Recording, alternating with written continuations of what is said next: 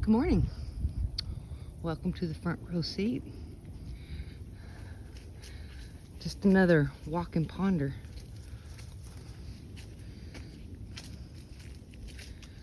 On my way heading out. And I was thinking about something. Well, I'm still actually kind of working on the same thing.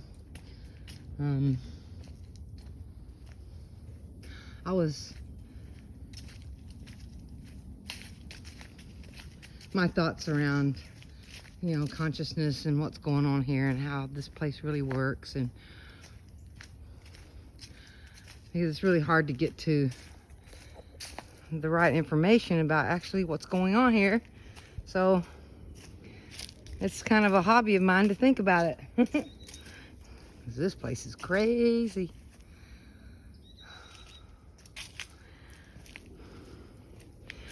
So I was heavily influenced by Tom Campbell's work. He's the one that wrote the book My Big Toe. It's supposed to be a theory of everything, overarching theory that's supposed to unify quantum mechanics and the paranormal. So as I was going through the information, I found a lot of useful information there. But there was another little piece of information off to the side where he said it himself. This is my big toe. Go out and experience the world and find the evidence and make your own big toe. Come up with your own ideas around things.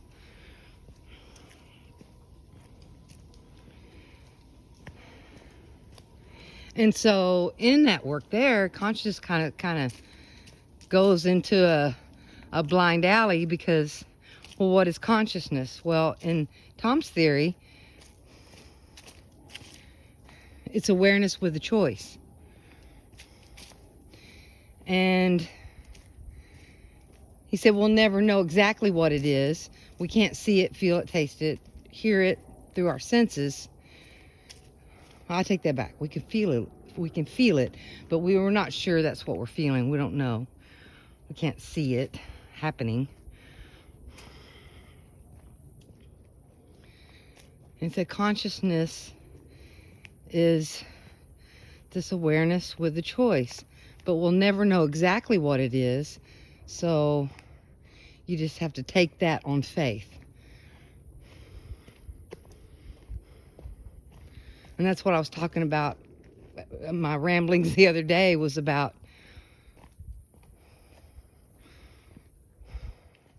just furthering the thought about consciousness, What is it? And what it can do. So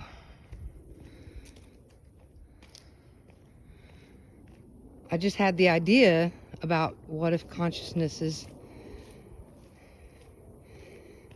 a lot of people say it's energy, it's this, it's that. But I was thinking, what if it's really the exact same thing that some of these religions have been saying forever? Talking about ki, energy, prana, ki. There's a lot of different names for it.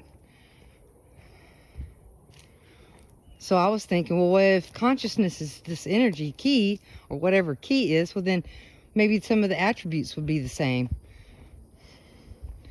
So I went and looked, and there's a lot of information about consciousness is this ki, awareness with a choice.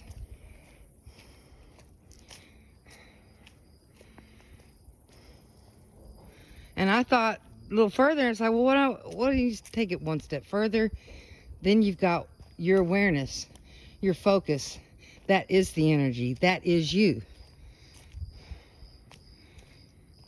So whatever you're aware of throughout your day, that's where all your energy's going. And I talked about that. What if that's actually what's happening there? And then that kind of split off in a couple other places.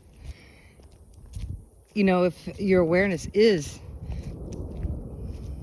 an energy, is you, and whatever you're aware of is where your energy is flowing, and that's what you see manifested around you.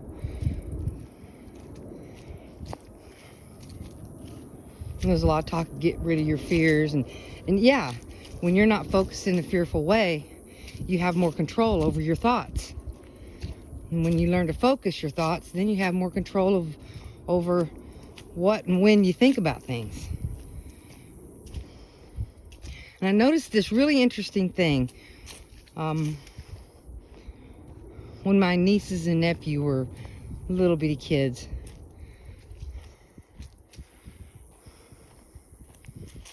they would fight each other over your focus. One day we was around the pool, and as all the people were hanging out, and the kids will run up and tap you on the knee. Watch me. Which they're basically saying, focus on me. Watch what I'm doing. And then they'd run over the pool and wouldn't do anything, you know, exceptional. They'd just go jump in. It's not that they wanted really you to watch them do something special. You know, if they have something special, then they can get your attention more easily. It was they just wanted you to focus on them. They wanted your attention. And all kids do this. So it's like, what are they actually doing? What if kids at a fundamental level, they still understand that when someone is focused upon them, that energy that from that other person is just rolling right to them. All that energy is going right to that one. And you see it a lot in siblings where they're always trying to they're always trying to take out the lead sibling, the one that maybe gets most of the parent's awareness, focus, energy. They're always trying to take that one out. And you see it across the animal kingdom where there'll be one bird sitting in a nest and it'll kick the other one out. So it gets the energy, which is the food, awareness.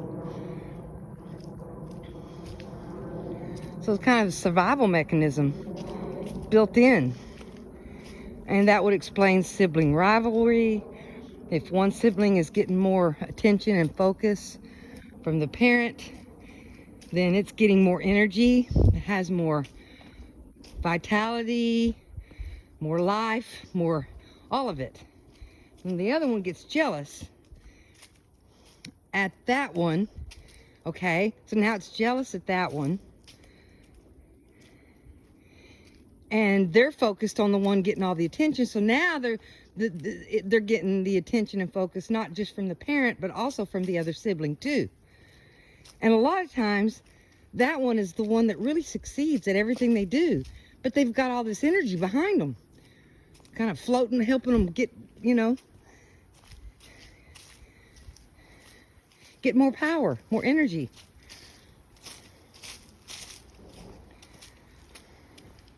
Then I thought about, well, yeah, that would make sense too, because there's also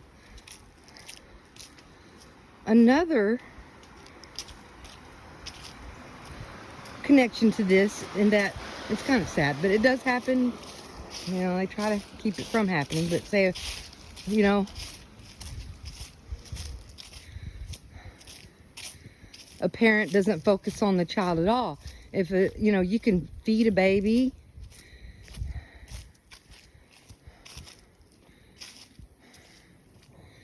and if it doesn't get focus from adults or somewhere else, it just starts dying. Well, it's eaten. It should be fine, right? Well, they're not. They get that thing called failure to thrive. I think it's just lack of energy, mostly. I mean, I'm not sure. All this is just speculation.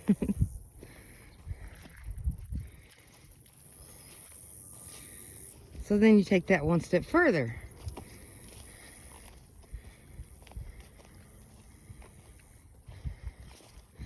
Observe the things that you're aware of throughout the day.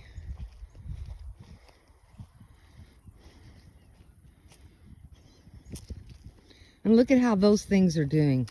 Does it have awareness of a lot of people that are focused upon it?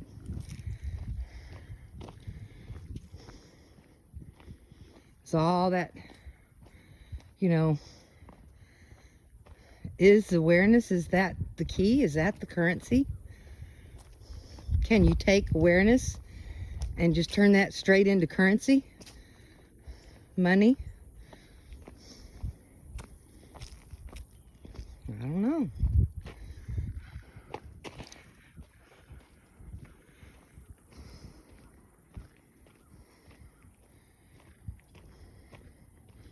What about a group? Say you're in a group. Seems like, I've seen some people in a really powerful group and they almost look high. What if they're tapped into this group and all this energy is just everywhere?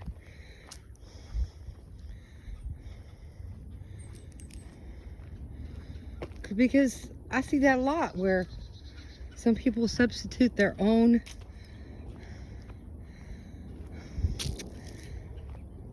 thoughts for something else.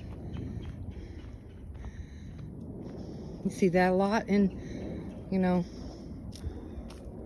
I don't know all about it, but you see that a lot in any group. It seems to make a lot of energy, and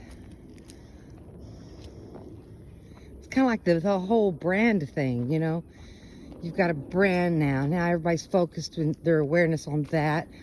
Oh, I like this brand, I'm gonna buy this brand. You're focusing there. Well, that would explain why some brands do better than others. It's about focus and awareness.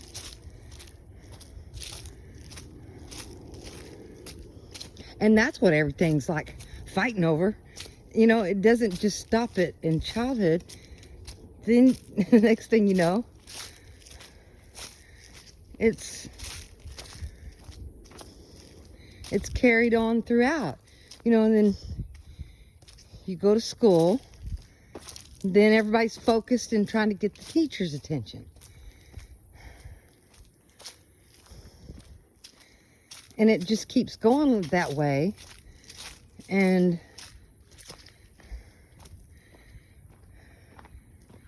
then it gets to where you don't want to think, your own thoughts.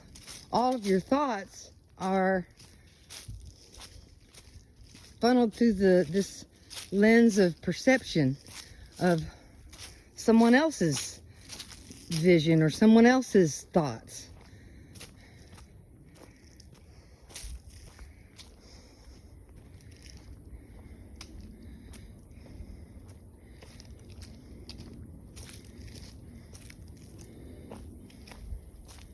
I think what's happening is what makes us humans upset is not what we think it is. I think when we have our own energy, our own awareness is focused on what we need to do in this world to provide for ourselves and our families. They get upset when something else is making their choices for them.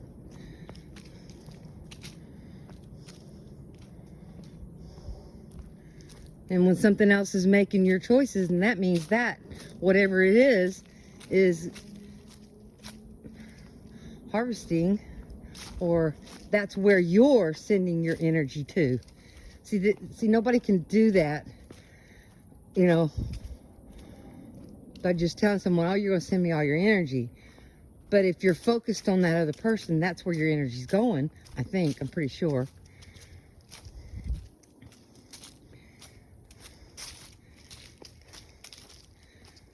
And when that energy stops for whatever reason, that's when people get upset.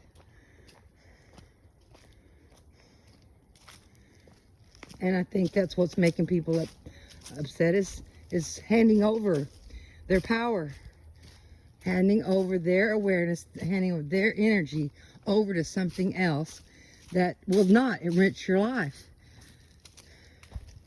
It goes somewhere else and enriches somebody else's life.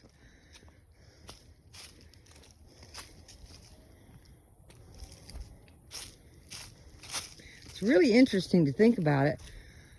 And so I spent the last couple of days just doing experiments.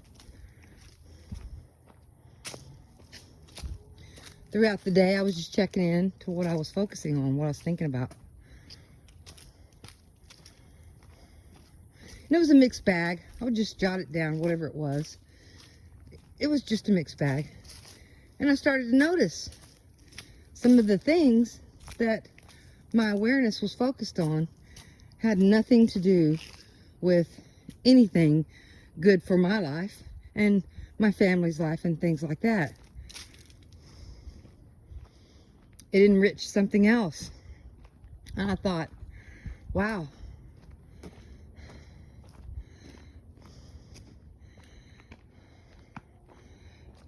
That's not a very good idea, because if this is really what's going on, then those places where my energy is going is energy that I'm just losing.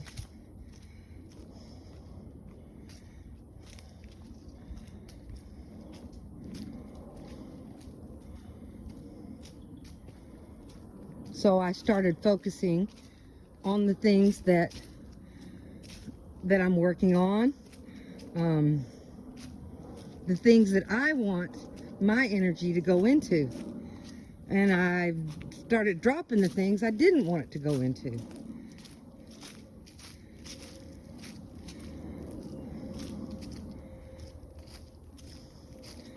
So it's just an experiment. I don't know.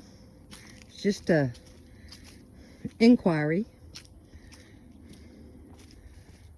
But if that's what's happening, and I could shift my focus into a better way that is helpful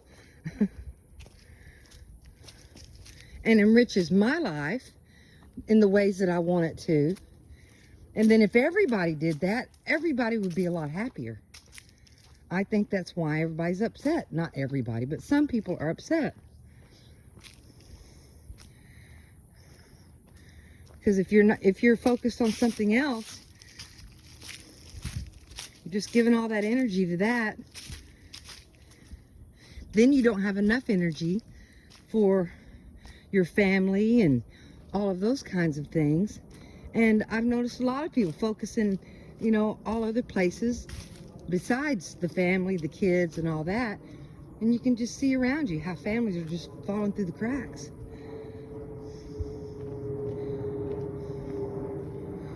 And I don't think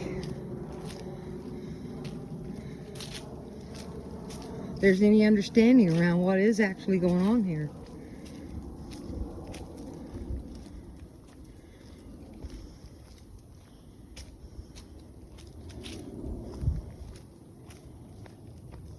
But thinking like I was just thinking does make some things make sense. Like why some people just seem to naturally have everything they need and they just flow through life. What if they know the secret about their focus and their awareness is important, and they won't focus in other places? And if you see, some of the really, successful people in life, I'm talking about successful, and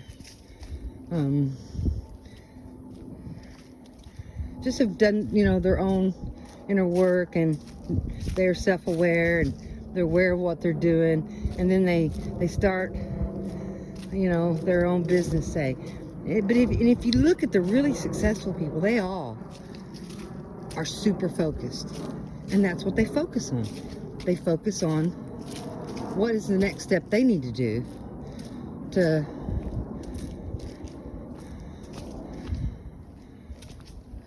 continue on the road to their abundance and that of their families and kids.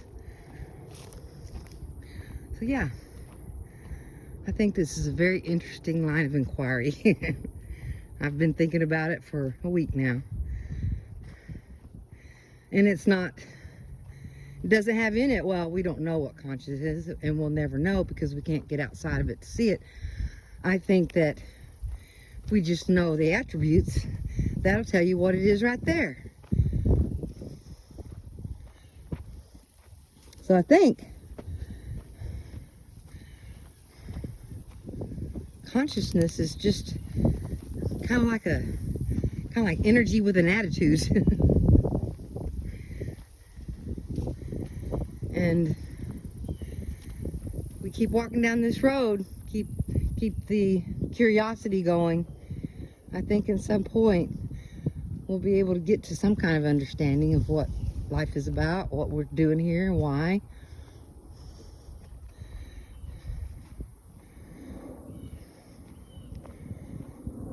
Yeah. We all have a good day, and I'm going to continue on.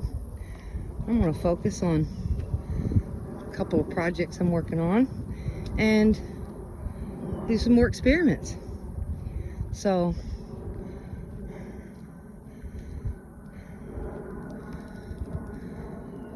at some point, it's going to get to ground zero. But you got to just keep taking in the information, throwing out the bad. Take in the information, throw out the bad. Keep going. And be your own investigative journalist and see. Ooh, tree fell. Ooh, big tree fell. Guess we have to go around this way now. Ooh.